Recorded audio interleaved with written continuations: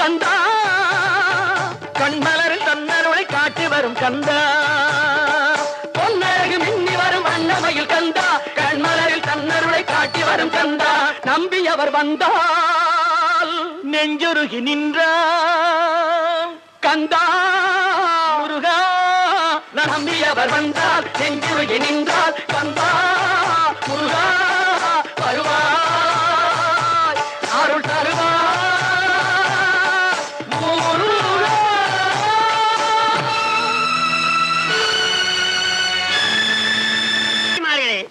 பெரியோர்களே, வள்ளியம்மையை திருடன் துரத்திய பொழுது விளக்கணிந்து எப்படி?